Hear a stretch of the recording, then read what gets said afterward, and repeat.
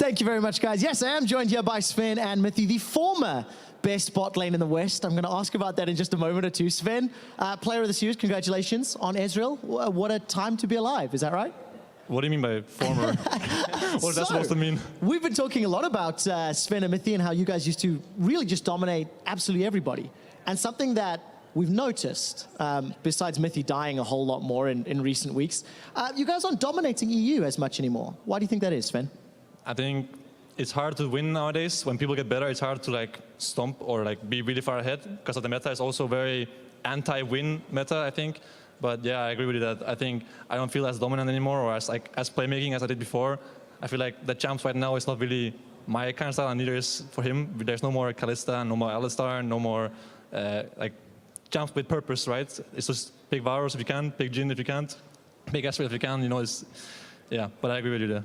Then there's the boots for potions too, and the support's just basing in the middle of the lane and not caring, and then you can't really dive the other guy anyway. So yeah, people just know how to lose now, so you can't really gain an advantage other than vision and pressure. Mithy, knowing how to lose, is that something you've been learning this split? You've died almost as many times in the last 7 weeks as you did in the entire summer split. Is that a personal performance thing, or is it a bigger picture, teams getting better, meta, etc.? Definitely a personal thing.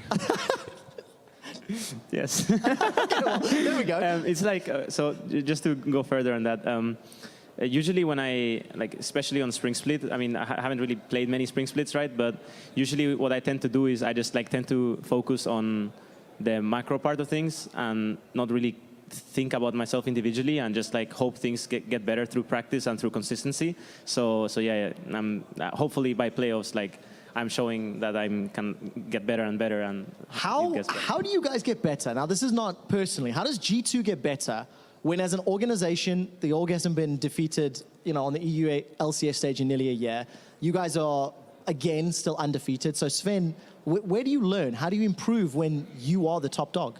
Well, you play scrims against other teams, you do things, and then you watch the VOD afterwards, after the game. It's called VOD review. And then you watch things, and you talk about the mistakes you made, or the good plays you made, and why the good plays happened, and why the bad plays happened, and how to prevent them, and how to recreate the good ones. And this is how you improve. You talk about macro, then he says, I think you should move here. I think, yeah, I think so too. And the next time in the same situation, you try it again. And it's all about, every situation has a variable, right? And you just try every situation, and then at some point, you know everything.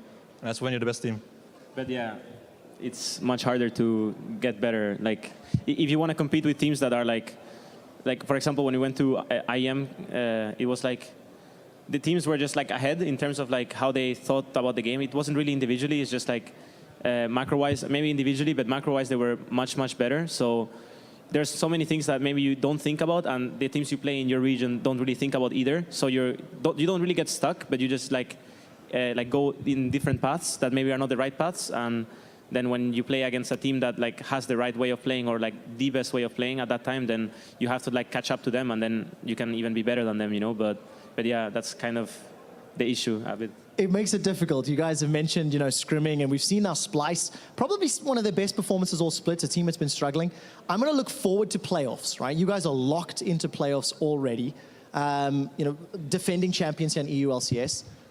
If you make the finals, which team is the most likely to make finals alongside you as well?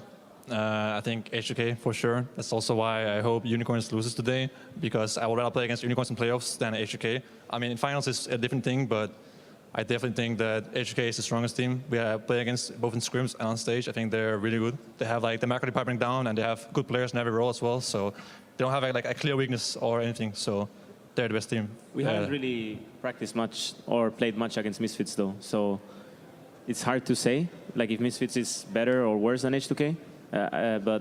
But yeah, for sure H2K from our experience.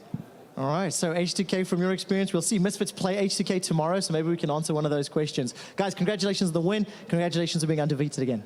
Thanks, bro. Yeah, no worries. All right, we're going to head to an ad break. When we come back, it's Fnatic versus the Unicorns of Love. We'll see you in a few minutes.